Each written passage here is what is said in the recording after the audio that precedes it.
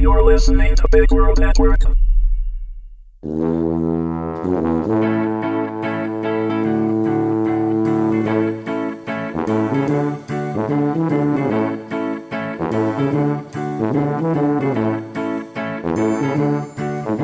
Average, Season 2, Episode 3, written by Jonathan Thompson, read by Heather Thompson. I have to tell you, Quinn, Gail started. I'm not happy that Cosmo told you about us. He really had no right to make that decision without talking to the whole family. I know, he shouldn't have. I agreed. And I genuinely did agree with her. Cosmo had no right. In his zeal to play the patriarch, he commonly did this sort of thing, though. I mean, not generally on the scale of outing a whole clan of supers, but still, the principle's the same. That said, I trust you won't say or do anything that would violate our privacy, and that includes telling your father. No, of course not. Good. Gail smiled and leaned back in her chair. We were sitting at their dining room table, and a herd of children suddenly stampeded through the room behind her. Gail snapped around to face one of the kids. Zoning in on him, she said calmly but sternly, "Tyler, if I see you pulling her hair one more time, I'm going to have to take some action." She raised her eyebrows and leaned closer to him, smiling ever so slightly. Even now, years later, I get nervous just thinking about that expression. It was her warning face. Good things never followed the warning face. It wasn't so much foreshadowing, though, as much as it was daring.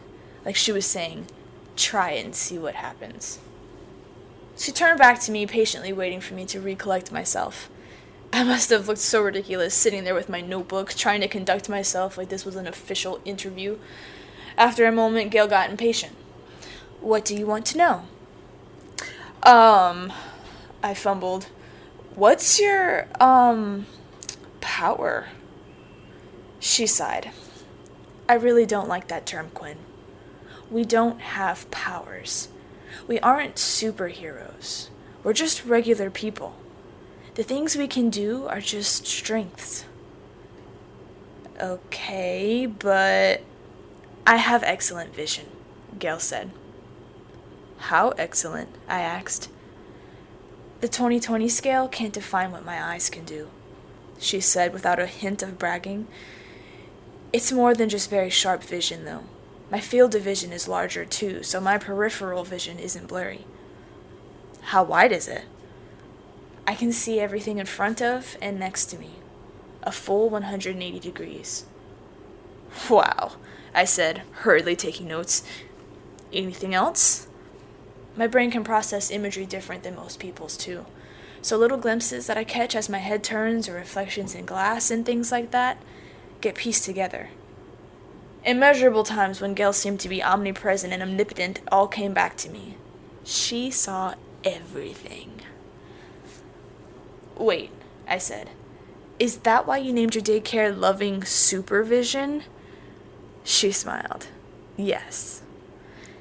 But that was all she gave me. I wanted more. Like, yes, and I've regretted it ever since because it's kind of a stupid name.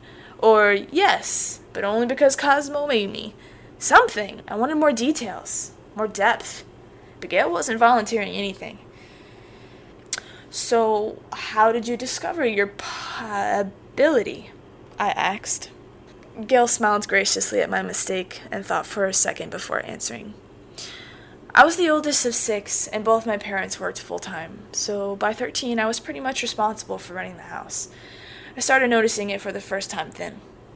"Do any of your brothers or sisters have abilities like yours?" "Not that I know of." "Your parents?" "I never saw anything that would make me think so," she shrugged. So, Gail was an anomaly too. So far this wasn't getting me any closer to understanding how these powers worked, or what had gone wrong with me. "Cosmo made it sound like you all had strength, though."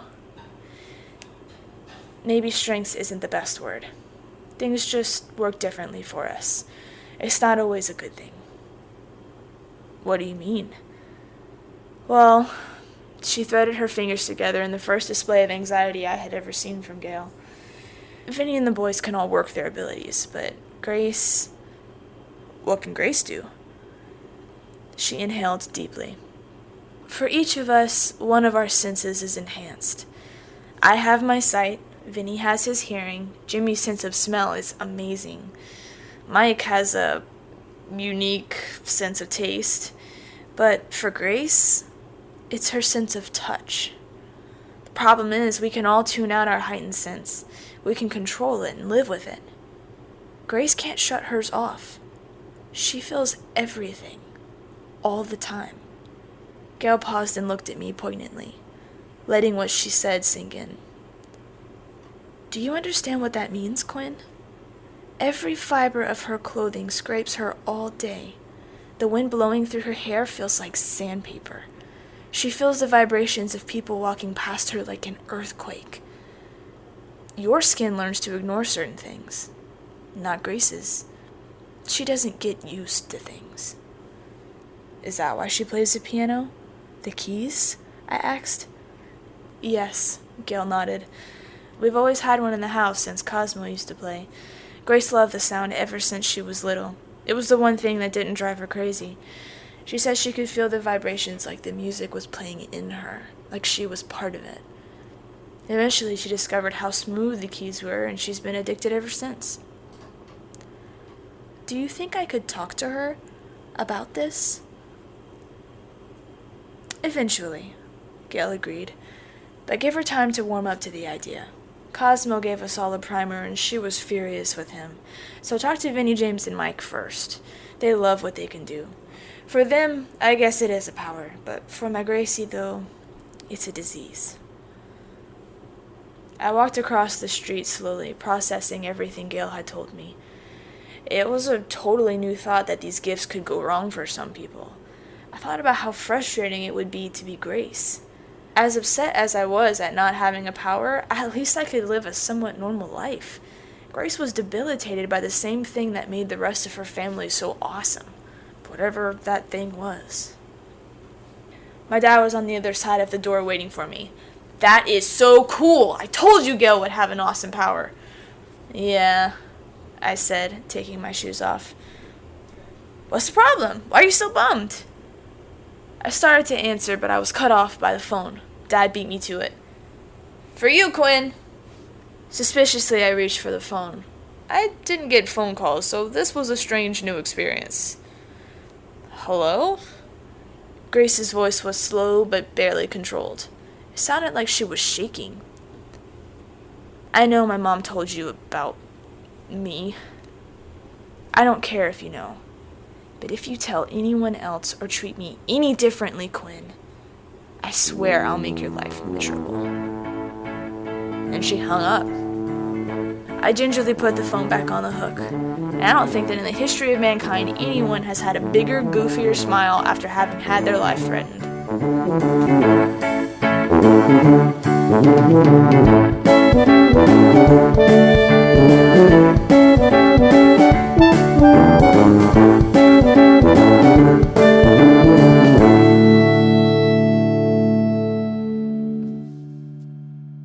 Music by Kevin MacLeod.